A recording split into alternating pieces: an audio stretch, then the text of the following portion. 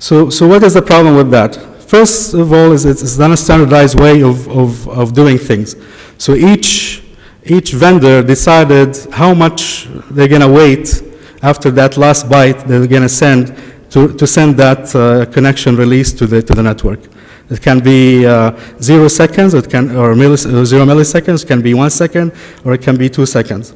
So there is no uniformity in the behavior of devices on any network. Second, those connection failures are actually they cannot be distinguished from actual failures, but because all they're saying is that I'm releasing this connection because I have a problem. So the operator will not know if this is a real problem in their system or the phone is really doing something on its own. So what are we trying to do? We have chatty traffic here. This is a typical user behavior on your left-hand side corner. You generate a lot of signaling, some data. Some of it is large, some of it is small. You go idle a little bit, then you go again. You do some signaling and some data. You go idle. So there are a lot of transitions. So the goal of the way we are trying to solve the problem is to minimize those state transitions. Something that we can reach something like this in the bottom here, where you have a little bit consistency in delivering or exchanging data and minimizing the signaling. So there are some mitigation techniques. Some of them are on the network, and some of them are on the application layer on the phone. So on the network side, actually the 3GPP standard has implementing quite a bit of techniques to reduce signaling, to reduce interference, to reduce resource allocation, and to improve battery life on the phone. On the application layer, and this is where it's important for application developers who are in the audience here, we need to reduce chattiness of the traffic. So, none of that waking up every 2 seconds and interrogating the network to download 2 kilobytes of data, and try to aggregate data transmissions. Of course, you can always do network dimensioning and expansion, which the network operators are always doing, but they need some help. So just in UMTS, I'm not going to discuss those features in details because we are discussing them with the different operators to kind of try to improve the performance of their networks. But basically, those standby states that I referred to earlier, which is here on your bottom left corner here, they have been available for a long time. But for some reason, a lot of networks did not implement them. So this is the first step to really improve the performance of the network, is to implement that standby state. Also, in release 8 of the standard, a modification of this fast dormancy got introduced. So now. Now the network is mandating for any device when they send a connection release request is to tell the network what was the cause of that release. So if that cause, and then of course the device has to reply back. So if that cause is because I'm done with my data transfer, then instead of going back to idle, the network will have the option to put it back into a lower state. If it was on the high state, it will put it down to this medium data rate, or if it was on the medium data rate, it will put it in this standby state. And therefore, the network is taking control back from the devices on this aspect. there is an enhanced cell fetch, which is the low rate state. Basically, now this state becoming much faster, and it will accommodate higher data rates. So now the medium data rates, becoming a little bit higher, and now the devices can be on that state. And then there is this feature called continuous packet connectivity that is really on the high data rate state, where the device can shut down its receiver and transmitters at certain intervals to consume battery power. And actually, we recommend, because we get questions from operators all the time, which one is the best feature to implement on their network, and we tell them all, because each feature has it will help certain aspects, but really to get the maximum effect on both reduced signaling, enhanced data rates, and also enhanced battery life, you need to consider all three. So that was on the UMTS layer. On the application layer, I think there is a lot of more to do and a lot of more opportunities for application providers. I just picked one example of an application that is trying to help out the situation. It just happened to be a Qualcomm application, but it can be any other application. It's called iScoot, and the idea of that is that you have a server-client relationship.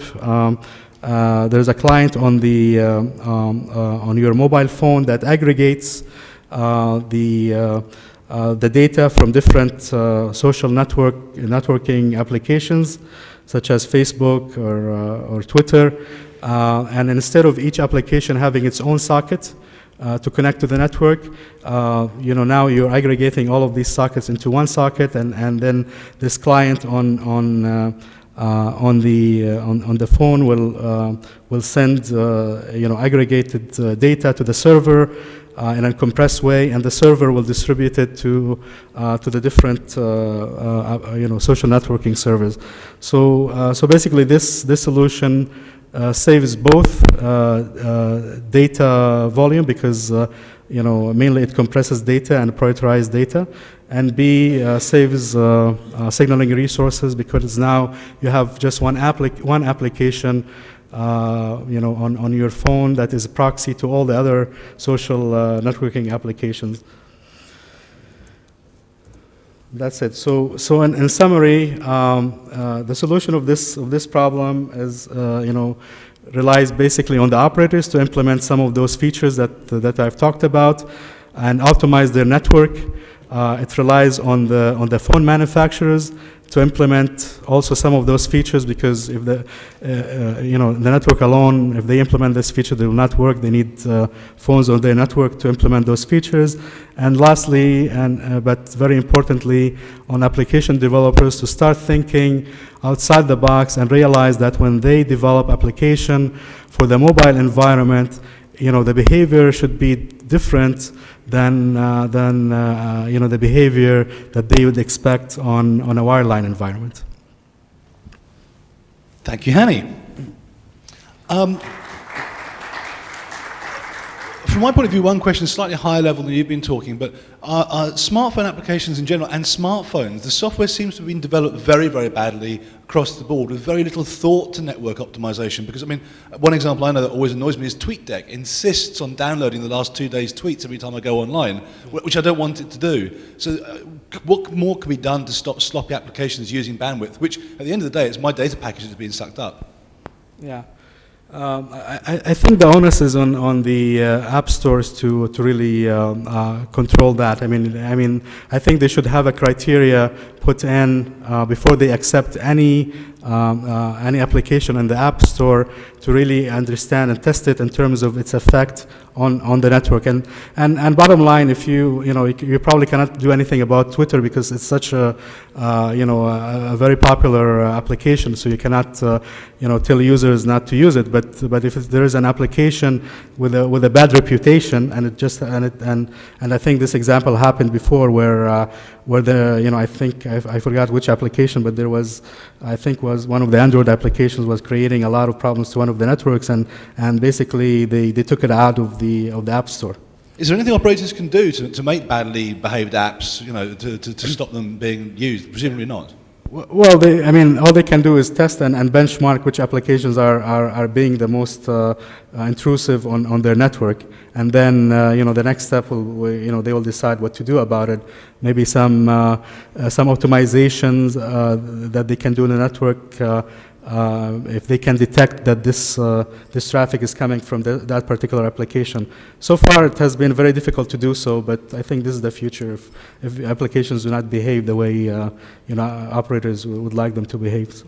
Although, are operators not kind of all right with badly behaved applications? Because if they're using my 1 gig data package every month, I'm going to give them more money.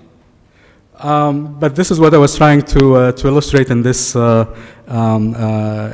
this presentation. Actually, depending on how the data package is structured by an operator for a smartphone, actually they might be losing money, not making money, because if the phone's not shifting data, it's just spending all its time exactly. calling for attention from the network. Exactly. So it's something that you need to really be careful about. Any questions from the floor? Going.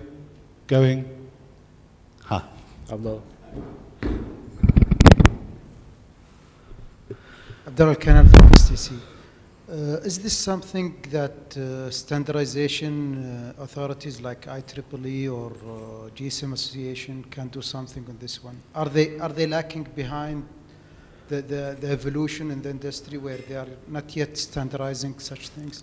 On the application side, you mean, or? I mean this signaling issue between the device, network, and application. Yeah, on the UMTS layer, of course, all of these features are standardized. So they're available now. I think STC now is in release 7 or release 8 of 3GPP. So those features are available to your network.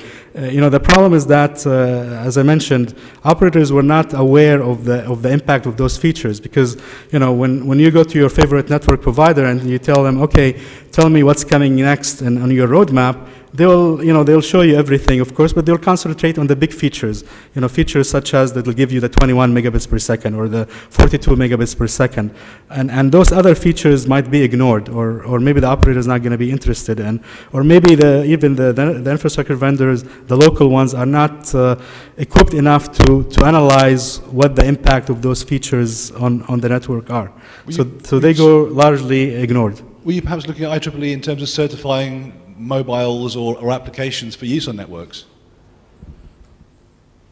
I mean, a standardization means where operators follow, and as well the device manufacturers and the application developers, the whole ecosystem got to follow. Yeah, a big issue in this region is that operators really do not buy phones, right? I mean, so you cannot dictate what phones go into your network. If you're AT&T or if you're Verizon or if you're Orange, then you have, those companies, they have very rigid, testing process, not just for the behavior of the phone in terms of call throughput and call drop rate and all of that, but also they really control what applications get integrated into the phone. So it's like a very closed system. So before AT&T or Verizon launches any phone, they know exactly what is the impact of those applications running on that platform on their network. So there are no surprises there. There were some surprises in the early days of AT&T and iPhone, and that led into this some problems with this fast dormancy thing. But in general, that doesn't happen in regions where operators control the ecosystem. But in our region, it's open market. Everybody can buy any phone from anywhere in the world and bring it to the market. So very little control you can have, unfortunately.